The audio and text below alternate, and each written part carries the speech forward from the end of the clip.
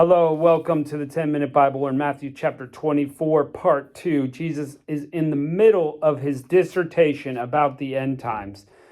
And he's letting the disciples know what is going to happen. And he's given them the warning signs so far.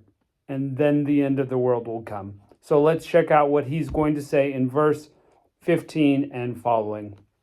When therefore you see the abomination of desolation, which was spoken of through Daniel the prophet, standing in the holy place, let the reader understand, then let those who are in Judea flee to the mountains. Now let's remember in Daniel chapter 9, verse 27, that this abomination of desolation, this man of lawlessness, is going to be key in activities. And Daniel talks about how he's going to make a covenant with many for 1 week. And in the midst of the week, he will sacrifice, he will cause the sacrifice and oblation to cease.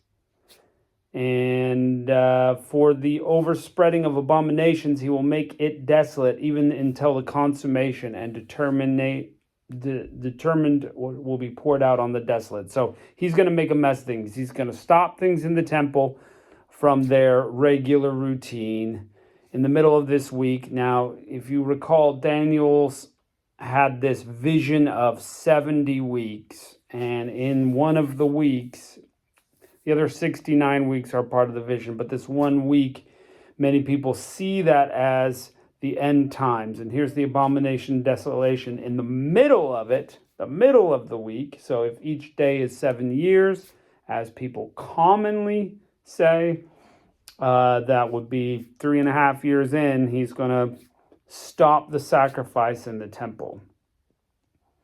Chapter 11 also says, and arms shall stand on his part, and they will pollute the sanctuary of strength, shall take away the daily sacrifice, shall place the abomination that make it desolate. And again, we're talking about changing things in the temple, stopping the sacrifice, perhaps even setting up his own sacrifice in the middle of this. And, prophecy's tricky. You know it. We talk about that a lot on this channel, how prophecy is tricky, that it can have short-term, long-term, and medium-term fulfillments. That in the actual temple, the first temple, this was done. Some say in the second temple it was done by the Romans again. And so does this make it a typology? Does this make it repetition of events? Prophecy is very tricky like that. But Jesus is saying it will happen, just like Daniel wrote. So Daniel was not the fulfillment of the last time it would happen. Some believe that when the Romans came in, they fulfilled this part.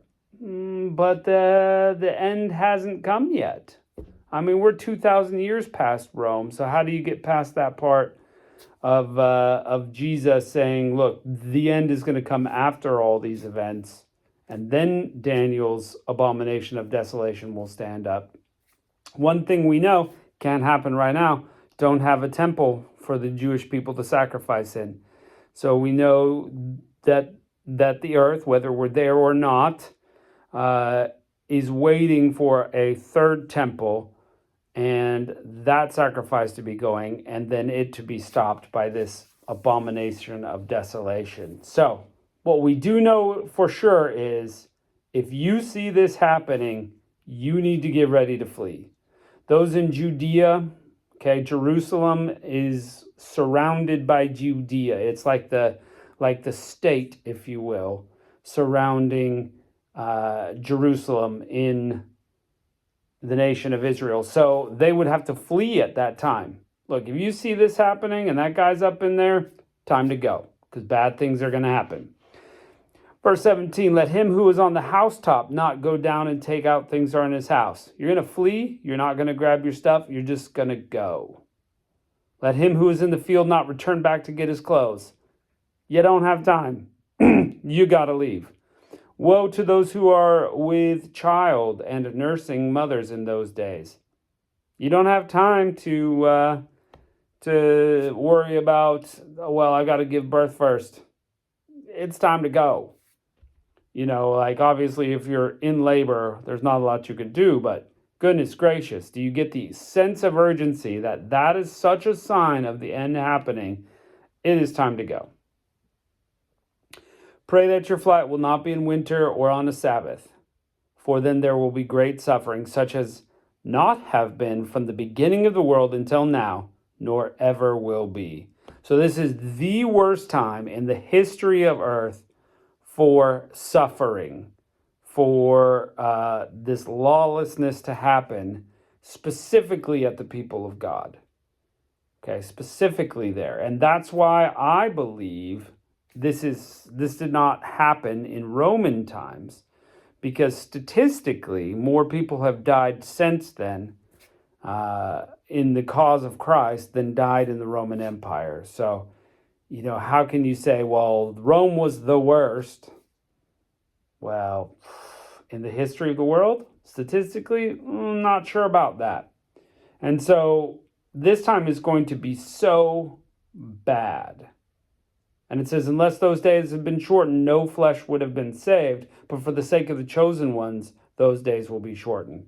So God is going to have mercy. He's got to fulfill the days. It's part of his plan. But because the chosen ones are still on earth, and for their sake, he will shorten it. So now, we'll save it for the book of Revelation, I think, what we think about, a rapture and things like that. Maybe we'll get to it here, but, whether the church is raptured or not, unclear from this verse. It is saying that there are chosen ones alive, whether those live after the rapture or they are still there and there is no rapture. Different discussion.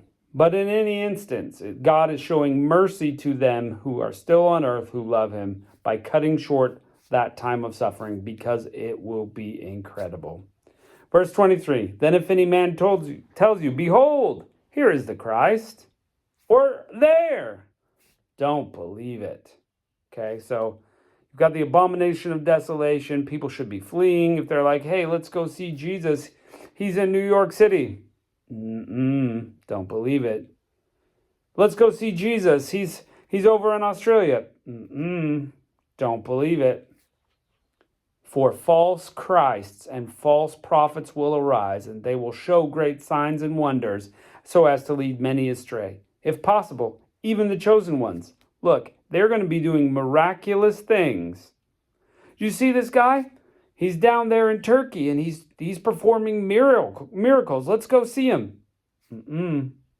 Not during this time. Once that abomination of desolation sets up in the middle of this 7th week of Daniel, Jesus is not coming back that way, my friends. It's not secretive.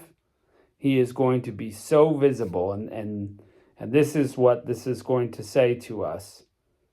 Behold, I've told you beforehand. If they tell you, behold, he's in the wilderness, don't go out. Or behold, he's in the inner room, don't believe it. For as lightning flashes in the east and is seen in the west, so the coming of the Son of Man will be. For wherever the carcass is, there the vultures will gather. Look, this part is simple and straightforward. You will not be able to miss Jesus coming back. When he shows up, everybody's going to know it. Have you ever? You ought to see an Oklahoma lightning storm if you've never seen one. Pretty wild. I mean, you can't miss it. Hours of lightning strike and lightning.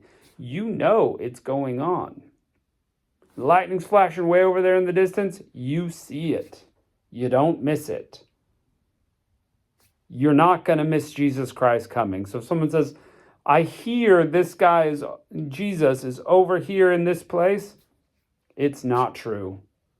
Jesus coming back, you cannot miss. That's what Jesus himself is saying. The Christ is here, don't believe it. It's going to be so clear. They are false prophets. They are trying to deceive. I'm telling you now. That's what Jesus is saying. Just like vultures don't miss a carcass, they always know where it is. They go there, they don't miss it. We will not miss the return of Christ. It's not secretive. It's full on. Everybody will know it at the same time. Oof. And we're just getting going in this chapter. Oh my goodness. Thanks for joining us this time. Look forward to diving deeper. Just remember, you need to be on Christ's team when he comes back. So let's get that straight first, and then we'll talk about some more things tomorrow. If you need to know Christ more, read your Bible. It's all in there. Thanks for joining us. See you next time.